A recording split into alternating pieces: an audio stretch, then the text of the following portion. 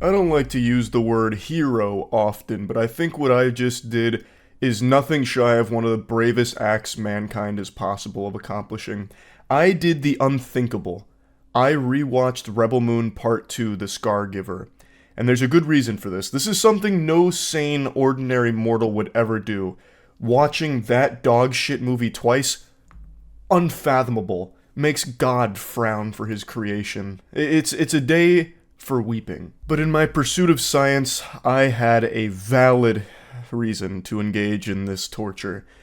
I didn't even dislike Zack Snyder going into the Rebel Moon series, but since I've given my review on part 2 of Rebel Moon, I've become a victim of the Snyder cult's incessant whining online, and I actually feel bad for them, and out of spite, I decided to prove a point with this movie. I'd always heard of the Zack Snyder cult, but I never actually saw them in action until now.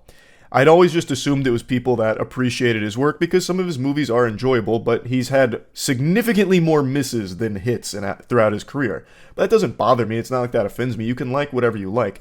But the Snyder cult, they fight more than any of the characters in Rebel Moon does for his glory. They defend his reputation like they are personally attacked anytime someone doesn't like his work or expresses any kind of criticism of it. It's weirdo behavior. I think the movie is atrocious, and I think the first one is bad too, but the second one is particularly special when it comes to how fucking stinky it is. I think on an objective level, it fails at everything it aims to do. I'm not going to just regurgitate all of the points I made from my review a few days ago of this. However, since I made that review, the Zack Snyder cult has been in full force on Twitter, tagging me in all of their delusional posts about why Rebel Moon Part 2 is not only the best movie of 2024, but one of the best sci-fi movies of all time, and Zack Snyder is truly a creative genius that I just can't comprehend. And the 11% on Rotten Tomatoes and all of the normal people making fun of this film just really can't grasp its highbrow sci-fi nature. We're all just a bunch of troglodyte homunculus, and Zack Snyder his wisdom is lost on us. It blows my mind how anyone could have that perspective, unless this is like the only movie you've ever seen. Like, maybe if you're like 6 years old and you just got your parents' permission to use the crayons, you'd write a letter to Zack Snyder thanking him for this film, but these are fucking adults that are singing its praises. I'm usually all for letting people have their fun, but this is another level. You're doing free PR for this guy for a movie that is horrible trash.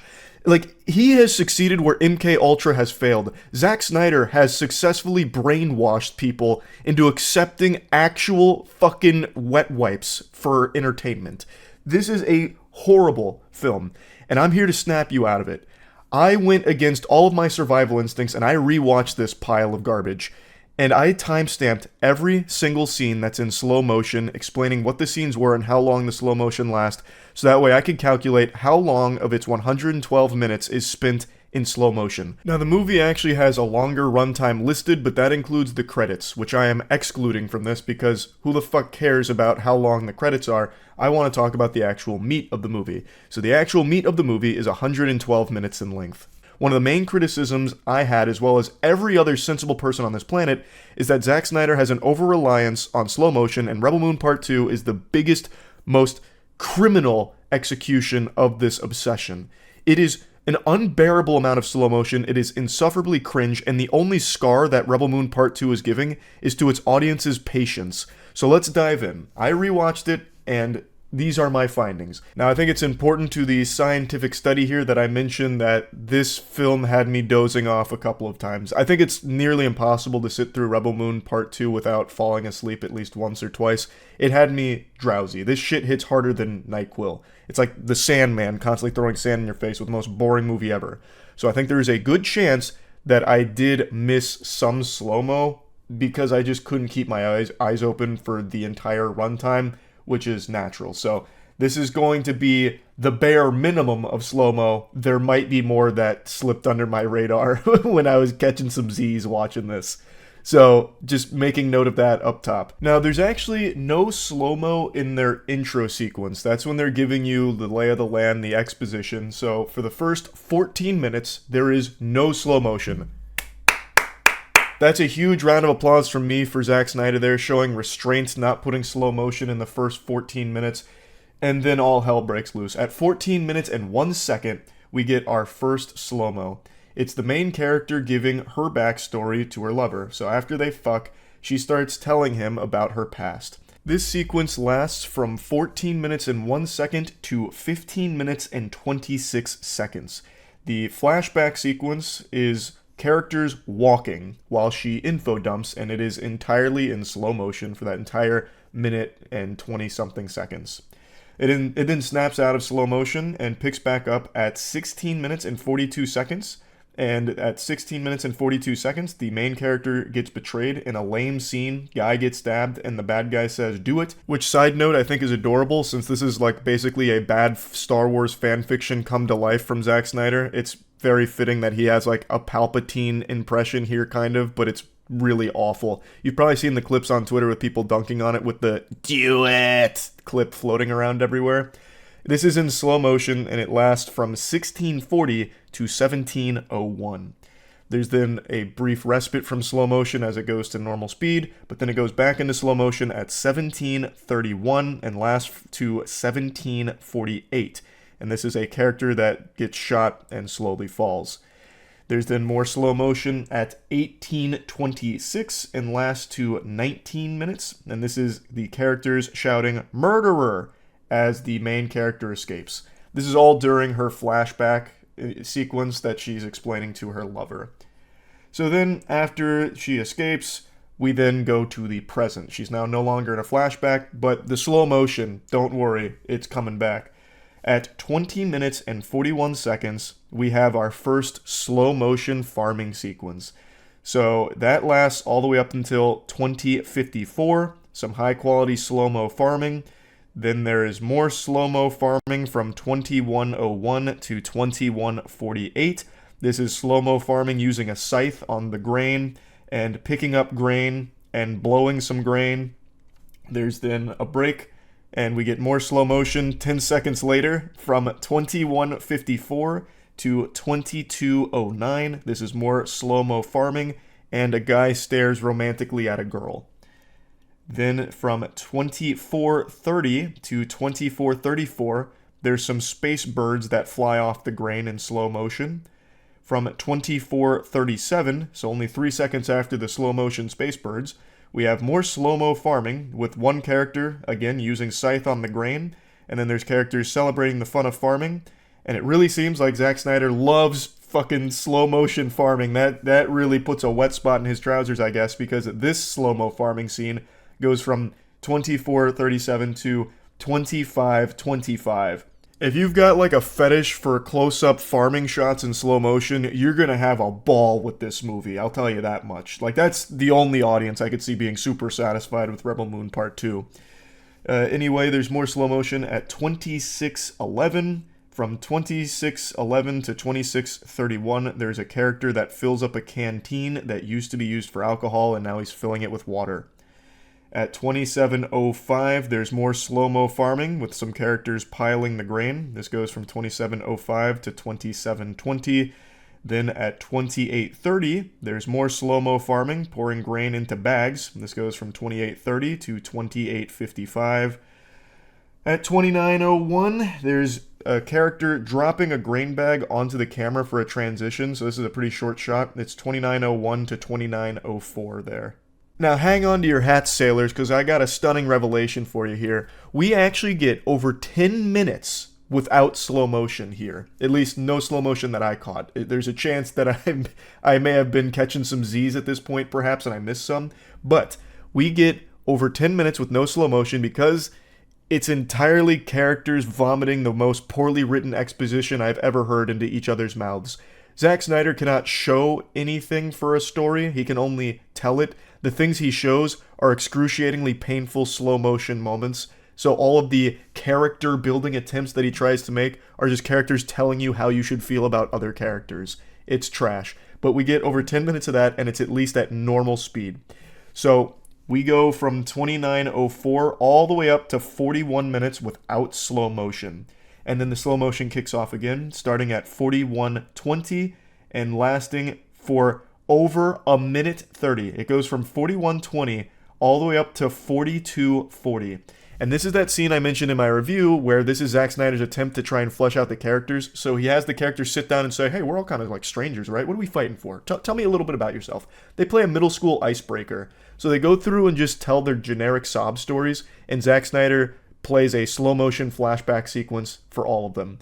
So the first one is 4120 to 4248. This is a character telling his slow-mo backstory about being the general and his men being killed, and he doesn't like that. He's pretty unsatisfied there. Then the next character goes up. Her backstory lasts from 4330 to 4458, and her backstory is another generic sob story. And then another character goes up, and her backstory slow motion sequence lasts from 4515 to 4702. Her backstory is not as generic, by the way. This is the lightsaber lady. The problem is, he made lightsabers not cool. So in her flashback, the lightsabers are kind of fucking lame. Somehow Zack Snyder found a way to make his bootleg lightsabers uninteresting. Like, they're visually cool, but he uses them for nothing but the most basic moves and doesn't do anything creative with it, so it's such a fucking shame. But at least her story's not nearly as generic as the others, though it does last a long time in slow motion, like everything in his movie. Then the next character goes, and their backstory goes from 4723 to 4859. This is another character telling their generic sob story in slow motion, but this one has a woman doing the Titanic pose as she jumps off of a building in slow-mo. We then have another brief break, if you can believe that. We go another 10 minutes without slow motion. Boy, howdy, you've done it, Zach. Double digits again with no slow motion, at least none that I caught. And then the battle starts. So this is during all their prepping, like when they were prepping for this war that was about to unfold here at the village against the bad guys. All that prepping, from what I could see and what I was awake for, was in normal speed. Then the battle starts, and it's strap in. We got a lot of slow-mo to cover. So at 1 hour, 5 minutes, 33 seconds, there's an explosion. And that explosion lasts from then all the way until 1 hour, 5 minutes, and 55 seconds. That's a long time for a slow motion explosion. I think we got the point, but whatever. Then at 107:32, from 107:32 to 107:36, there's a guy who gets ready to throw a grenade. Then it's in normal speed for 2 seconds, and then it's slow-mo again. At 107:38 to 107:45, he throws the grenade. Then it's normal speed for 10 seconds and goes back to slow-mo. From 107:55 to 108:04, he runs away from the explosion caused from the grenade. Then it's back into normal speed for about 21 seconds, and we pick up again with slow-mo. At 108:24 to 108:59, this is the lightsaber girl having her first fight. And this is really insulting because there's 2 layers deep of slow-mo. This is a scene you've probably seen on Twitter with people making fun of it because it's trash. It's the worst action choreography you'll ever find with lightsabers. She's supposed to be this elite warrior with these blades, yet she uses them like she's playing Beat Saber with them. She seems like she's using these lightsabers for the first time. So this lightsaber fight lasts entirely in slow-mo, but 2 different kinds. There's normal slow-mo, and then there's super duper wumbo slow-mo, where anytime she makes contact with someone, it is excruciatingly slow. Like I said, you've seen the clip on Twitter most likely with people making fun of it. It's like she trips a guy, and then the slow-mo slows down even slower. Oh, it's bad. It's so bad. So that lasts for a while. Then at 109:15 to 109:29, it's a guy getting punched. So a guy gets punched, and then it slow-mos his, like, ooh, for so long. Like, the common thread here is he uses slow-mo in pretty much every single action moment, even non-action moments. There's actually just random moments of slow-mo throughout this film. But anytime he uses it, he lets it go on for so long, and it's supposed to give like an emphasis to it, but all it does is take all of the impact out of it. It becomes a slog and a chore to sit through action sequences in this movie because they're so slow and dragged for so long. Like, I get it, this guy got punched. I don't need to see him like recoil for like 15 seconds of slow-mo. It's unnecessary. Next up, at 1:10:10 to 1:10:20, a bad guy throws a guy. The throw's in slow motion. Then at 1:11:06 to 1:11:20, a guy falls out of an aircraft. So we watch him fall out of an aircraft slowly, and then he splats on the ground. It's a PG-13 movie, so it's not like he explodes into gore or anything. It's not TF2. He doesn't get like insta-gibbed or whatever. But he falls out of the aircraft, and you see him splat all in slow motion. Then we have a 3-minute break from slow-mo, and that's kind of cool. It's normal speed nothingness for a little bit. Then we get more slow motion because the lightsaber lady's back, and every single one of her scenes is pretty much slow-mo when she's fighting. At 1:14 to 1:14:16, the lightsaber lady gets her robo-hand chopped off. Then at 1:14:29, we go back to slow motion. She's getting beat up, and that's from 1:14:29 to 1:14:45. It's just the lightsaber lady losing, mostly. Like, she's killing a couple grunts, like one or two, kinda. But again, this is supposed to be like a super elite warrior. I wouldn't think she'd be struggling against actual nobodies. So this just makes her character look even less cool, because she's struggling against fucking grunts. And it's all in slow motion, of course, obviously. Then at 1:15:19 all the way to 1:16:23, over a minute of slow-mo, we have our good guys that are charging at the bad guys, shooting at them or hitting them with axes, all with no cover, right out in the open, only a couple of feet from an entire horde of bad guys that are all shooting lasers at them, yet every single laser is missing the good guys. It's the worst instance of stormtrooper aim I've ever seen in a movie. And this is all in slow motion, obviously, and you get to see just how goofy it is. Then we go back to the lightsaber lady at 1:17 all the way to 1:17:20. The lightsaber lady loses again in slow-mo. And then at 1:17:30, so only 13 seconds after losing, she loses again, all in slow-mo. And that goes from 1:17:30 to 1:17:40. So she loses, but at this point takes a bad guy with her. So she doesn't go to the grave alone here, all in slow-mo.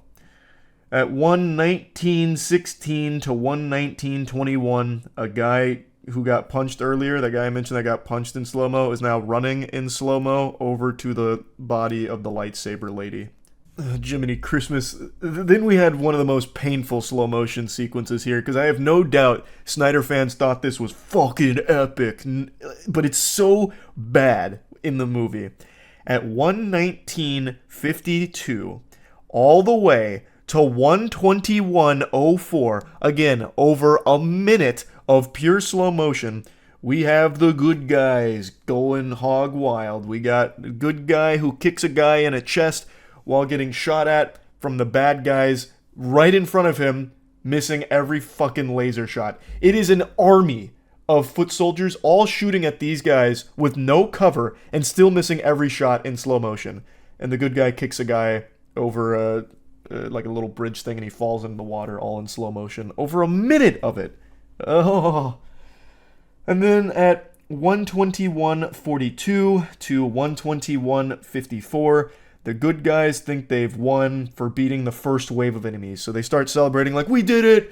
The bad guys are defeated! Woo! Yeah, SpongeBob victory screech! Only to find out that was just one wave of enemies. So then there's another wave of enemies coming, and they start shooting at them, so they're dodging the lasers in slow motion.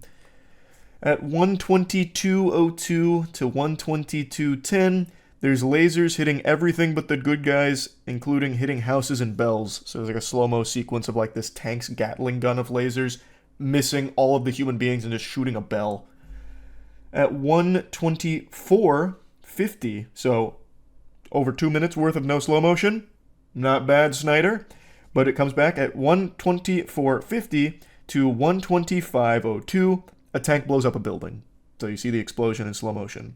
At 1:26:22 to 1:26:27, the tank shoots at an empty building. So slow motion, you're seeing lasers piercing an empty building. At 1:26:29 to 1:26:31, the tank keeps shooting a building in slow motion. At 1:26:33 to 1:26:45, a lady shoots a rocket at that tank and then falls over. At 1:27:20 to 1:27:24, the main character jumps doing like a, I don't know, like some kind of kickflip motion with her legs, and she shoots at some people below her. From 131:08 to 131:30, the army is moving with another tank. You're probably picking up on a trend here. It's pretty much when any character is moving or doing anything besides talking, Zack Snyder puts it in slow motion for some fucking reason. At 132:20 to 132:34, we get Robot James coming into the mega mix here. Robot James, who's done nothing for 2 fucking movies now, shows up and he's just like the lightsaber lady in that pretty much all of his scenes are in slow motion. Yippee. So Robot James is in a hero stance from this entire slow motion sequence. At 132:40 to 133:03, Robot James beats up some bad guys and starts shooting at them. From 133:05 to 133:13, Robot James jumps on a tank and opens the hatch.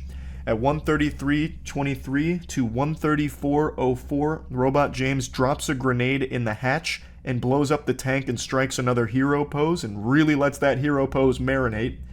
At 138:20 to 138:38, there's an explosion in the main evil ship. At 139:40 to 139:52, the final fight is occurring and the main character kicks the bad guy. He then does like 3 super spins in the air like some kind of gymnast while making a really silly facial expression. At 140:35 to 140:41, the bad guy tackles the main character. From 140:44 to 140:52, the bad guy throws the main character, and she's like slowly falling after being thrown. From 143:14 to 143:30, the ship is falling and the good guys are escaping, after saving the day, obviously. From 148:15 to 148:22, they're burning their fallen comrades' bodies. So this is now like a funeral and we're watching the bodies burn in slow motion. From 148:56 to 149:06, those banners that I mentioned in my review that they gave to once again try and vomit some reasons for you to care about these 2-dimensional flat fucking shallow characters, well, those banners are now burning for the couple of them that passed away. And then at 152:10, the best moment of the movie happens. It ends. The credits roll. So, that was a lot of slow motion, huh? Well, don't worry, I did the math. I think I got all the numbers in here. There were so many to keep track of in my fucking notes here. I have to scroll for like actually 15 seconds to go through every single slow-mo instance here. But I think I got all of the numbers, and it came out to 1,256 seconds, or 20 minutes and 56 seconds worth of slow motion in Rebel Moon Part 2, The Scargiver. That is an outrageous amount of time to be caught in fucking slow motion. It makes the movie feel like it's 3 times as long, because everything is dragging. It's like watching a movie in molasses. It's like that drug from the movie Dread, slow-mo, where everything just fucking comes to a screeching halt. It is painful. So, just shy of 21 minutes worth of slow motion in this movie.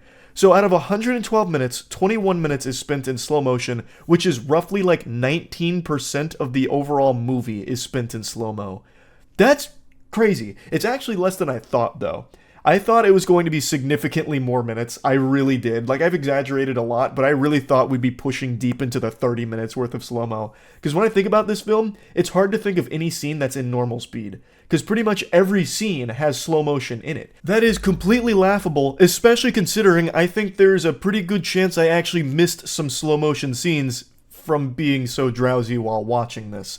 Like, I really can't imagine how you can come up with a justification for that much slow-mo. It's too much, especially in the places it's used. It doesn't add anything. In fact, most of the time it takes away from the scenes. Like I mentioned, there are some cool scenes in the movie. But when everything is in slow motion, you get exhausted from it. So scenes that I think would be cool on their own in slow motion start to lose their luster, take the wind out of their sails, because you've been surrounded by so much of it throughout this film that you just get fucking tired of it. And also, the cool scenes would be really elevated if there was good writing present in this film, which there just isn't. If there was a better narrative crafted here with characters that actually had real depth and real reasons to care about them, then I think a lot of the scenes could have hit much harder, especially if you take away slow-mo from other parts that didn't need it. Why is there so much slow-mo farming, for instance? Why? It doesn't add any emphasis to it. It just drags on a montage of farming. Like, Jesus Christ. So, Here's all the facts about Rebel Moon slow-mo. We got the cold hard data here, and it confirms what all of us knew. That this movie has too much fucking slow motion, and Zack Snyder is way too obsessed with slow-mo as a tool in his films. Someone needs to tell him that enough is enough. Stop using it for everything. Yeah, this movie's trash, though. That's really about it. See ya.